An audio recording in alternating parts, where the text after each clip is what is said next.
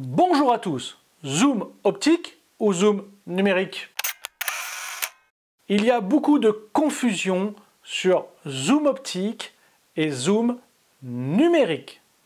Tout d'abord, le mot zoom est un anglicisme, encore une fois, et dire que la photo est une invention française par Nicéphore Niepce et Louis Daguerre. Mais bon, je passe. Zoomer veut donc dire en quelque sorte rapprocher, grossir. Le mot zoom est devenu avec le temps le mot pour définir un objectif à focale variable, contrairement à un objectif à focale fixe. Je m'explique. Un objectif à focale fixe, par exemple, ce 50 mm. Vous ne pourrez pas zoomer, rapprocher votre sujet, dézoomer, éloigner votre sujet, tandis qu'un objectif 24-120, par exemple, pourra couvrir toutes les focales de 24 à 120. Vous pourrez zoomer, dézoomer, éloigner, rapprocher votre sujet en restant à la même place physiquement.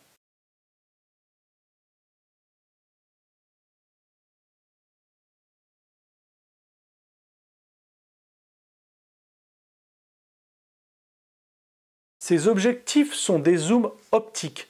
À chaque focale choisie, 24, 35, 50, 75, 120, il y a un déplacement des lentilles à l'intérieur du fût. Et l'image remplit toujours entièrement le capteur numérique ou le film. Il ne s'agit pas d'un recadrage.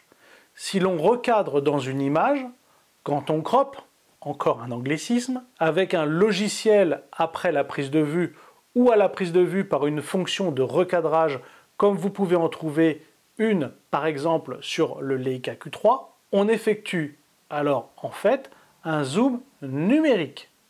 Il n'y a pas de déplacement mécanique des lentilles.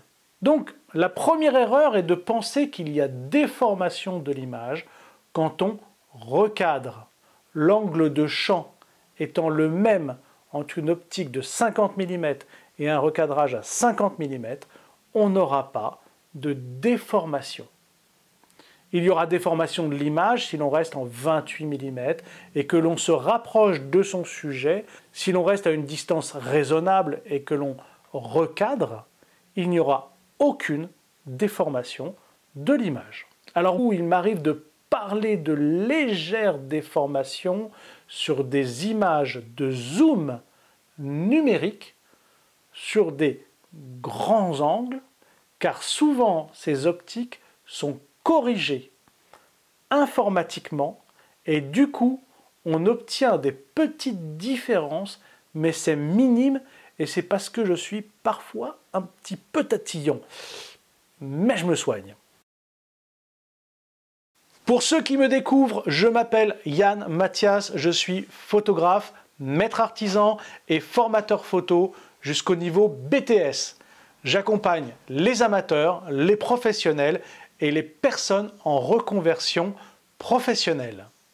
Vous pouvez retrouver mes cours, mes stages et mes voyages photos sur mon site internet yannmathias.fr. N'hésitez pas à mettre un pouce sur cette vidéo et à vous abonner à la chaîne, c'est ce qui me permet de produire du contenu gratuit. Deuxièmement, une autre idée préconçue est de penser qu'un recadrage en 50 mm pour un 28 mm donne le même rendu qu'un objectif fixe ou zoom à la focale de 50 mm. Non, la principale des différences se fera sur la profondeur de champ, c'est-à-dire la zone de netteté. Et les transitions de flou seront également différentes. Regardez cette image à f4 d'un 70 mm et cette image à f4 d'un 28 mm recadré à 70 mm. Toujours à f4. La profondeur de champ est bien plus réduite sur le zoom optique.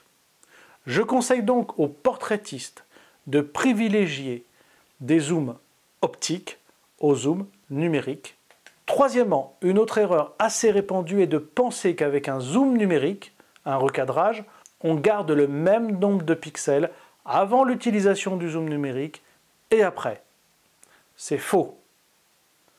Quand vous passez d'un 28 mm à un 75 mm sur un zoom numérique, vous passez par exemple sur le Leica Q3 de 60 millions de pixels à 28 mm à 8 millions de pixels à 75 mm. C'est important à savoir, surtout si vous devez réaliser des grands agrandissements en tirage papier. Tandis qu'avec un zoom optique, vous gardez vos 60 millions de pixels. Par exemple, si sur un Leica M11, vous mettez un 28 mm, puis après un 75 mm, vous retrouverez vos 60 millions de pixels. Voilà, j'espère que c'est un peu plus clair pour tout le monde. Merci d'avoir suivi cette vidéo. À très vite pour de nouvelles vidéos. Et puis, sortez, faites des photos. Il n'y a qu'en pratiquant que l'on s'améliore. Portez-vous bien et à la semaine prochaine.